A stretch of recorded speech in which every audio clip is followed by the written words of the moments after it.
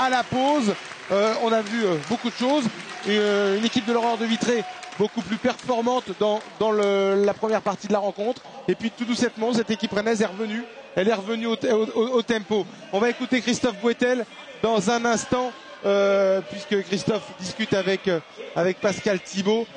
On a vu donc plusieurs choses dans cette première période. L'équipe de l'Aurore de Vitré qui a mieux démarré. Ensuite, une belle réaction de l'URB qui a compté jusqu'à 10 points d'avance. Et puis, on a vu une équipe de l'Aurore qui a montré des ressources pour recoller. Et rien n'est joué à la mi-temps. Plus 4 pour Rennes à la mi-temps. Oui, je suis avec Christophe Boetel, Arnaud, l'entraîneur adjoint de cette équipe de l'URB. Ça a été très très chaud. Est-ce que vous vous attendiez à une telle intensité dans ce match? L'objectif, c'était de mettre une telle intensité. Je pense que les deux équipes sont prêtes pour ce combat-là dans l'intensité, où il va falloir prendre l'ascendant et tactiquement et physiquement. Donc voilà l'intensité qu'il nous faut. De toute façon, on ne pourra pas faire autrement. La première équipe qui va lâcher un tout petit peu, ça fera une différence. Qu'est-ce que vous allez dire aux joueurs dans la vestiaire?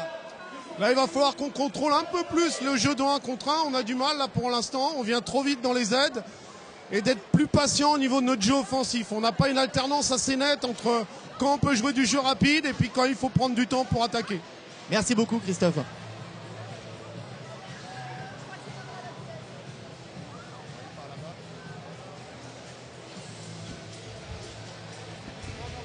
Attends, oui, effectivement, c'est la gestion des moments forts, savoir faire la différence entre quand il faut jouer rapide et quand il faut jouer placé. C'est ce qu'on disait tout à l'heure, notamment, mais je suis d'accord avec Christophe, mais encore plus du côté de Vitré, quoi.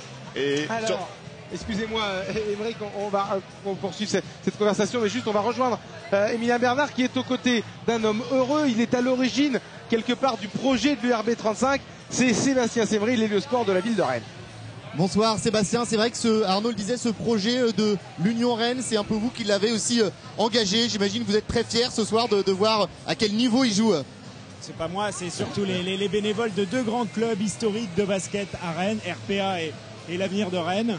Ils ont souhaité unir leurs forces et leurs compétences pour effectivement travailler à l'idée d'un projet d'équipe masculine de très haut niveau. Et c'est vrai que ce soir, c'est une belle étape par rapport à tout ce projet. C'est vrai que c'est un projet à long terme, mais ils vont peut-être avoir 2 montées successives. On peut imaginer une équipe professionnelle à Rennes dans quelques années. C'est tout le mal que je leur souhaite, avec toutes les difficultés, parce qu'on sait bien que les derniers niveaux sont les plus difficiles à atteindre et à dépasser. Donc le plus dur reste à faire, mais c'est vrai qu'en tout cas, ce qui est intéressant de noter, c'est d'abord une équipe avec de très bons entraîneurs, des bénévoles, des présidents qui se démènent pour faire en sorte que le club avance, et puis de nombreux partenaires, on le voit encore ce soir, qui souhaitent accompagner le club. Donc finalement, tous les ingrédients sont là pour que la sauce prenne et pourquoi pas effectivement voir un jour, quand je ne sais pas, mais voir une belle équipe professionnelle de basket masculin aux côtés de notre belle équipe féminine de basket à Rennes avec l'Avenir de Rennes. Puis c'est intéressant aussi de voir 2 équipes du département jouer à ce niveau. Ça permet de faire des événements comme ça, des derbies avec des salles remplies. Oui, voilà, ce sont de beaux derbies. On voit que les Vitréens se sont aussi déplacés. Voilà, ça donne un beau match. Et puis surtout, ça donne à voir une très belle discipline qu'est le basket, avec un très bon niveau des deux côtés. Un match qui est serré. Donc voilà, tous les ingrédients là aussi sont réunis pour avoir une belle fête du basket ce soir à Rennes, à Collet-de-Besson. Merci beaucoup Sébastien. Merci à vous. Oui, évidemment, Émeric Delsart, quand on entend ces propos-là, on se dit que le basket en Bretagne se porte bien. On a parlé de l'UJAP Quimper qui est un petit peu en difficulté cette année dans son championnat. L'étendard devrait se maintenir en N1 et puis on voit 2 belles équipes en N2. On a besoin de locomotives en Bretagne. C'est sûr, parce que la Bretagne c'est une terre de basket. Et en Ille-et-Vilaine, ce qui manque effectivement, c'est le haut niveau, quoi, hein, pour valider tout ce qui est fait avant, quoi. Et effectivement, si une des 2 équipes là pouvait monter, et puis pourquoi pas encore après, ça serait vraiment très très positif, parce qu'il y a beaucoup de basketteurs en Bretagne. En proportion par rapport à ce qu'il y a en France, c'est vraiment une terre de basket. Oui, puis il ne faut pas oublier aussi le club de Lorient, le CEP Lorient, qui année après année finira lui aussi par rejoindre la N2, ça c'est sûr. Il y a le Drapeau de Fougères qui est un club historique. Il y a beaucoup de clubs et de grandes forces. Ce que je vous propose dans un premier temps, à l'occasion de cette mi-temps, c'est de prendre la direction de l'Aurore de Vitré. Comment vit ce club, comment il s'est comporté dans cette première partie de saison. C'est ce que nous allons découvrir à travers un reportage signé Claudia Caratori. Avec 13 victoires en 18 matchs, l'Europe de Vitré est bien à la hauteur des ambitions affichées en début de saison. Les changements apportés dans l'effectif ont contribué à placer l'équipe à la 2e place de sa poule. Les Vitréens ont enregistré les signatures de Tony Uzio, tout droit arrivé d'Épinal en National 1, et du Jamaïcain Ricardo Aliman, formé aux États-Unis et venu compenser le départ de l'intérieur Audrius Manikus, parti en Lituanie. Mon but ici est tout simplement d'atteindre mon meilleur niveau de jeu et de faire de mon mieux pour aider l'équipe à gagner. Laurent Zaknoun est venu compenser le départ de Christophe Jiquel au poste d'entraîneur, un recrutement en interne puisque Laurent Zaknoun avait déjà coaché l'équipe première et entraîné depuis 2 ans l'équipe réserve en National 3. C'est différent dans l'intensité, dans le défi physique. C'est vrai que ça va plus vite.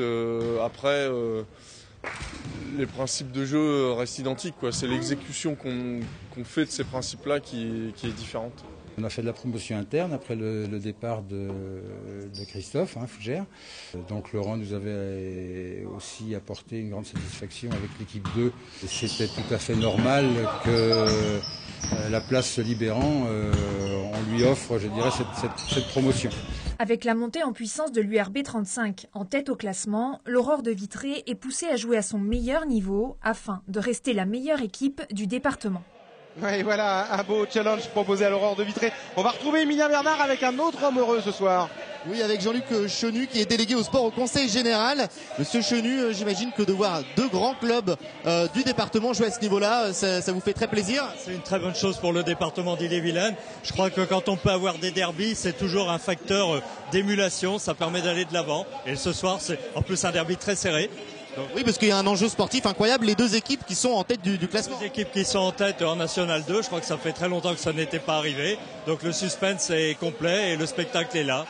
C'est vrai qu'on dit qu'il n'y a pas de grands clubs de basket encore dans le département. La preuve, ça va venir. C'est peut-être en marche, c'est peut-être ce qu'on est en train de voir cette saison. Donc l'avenir nous le dira.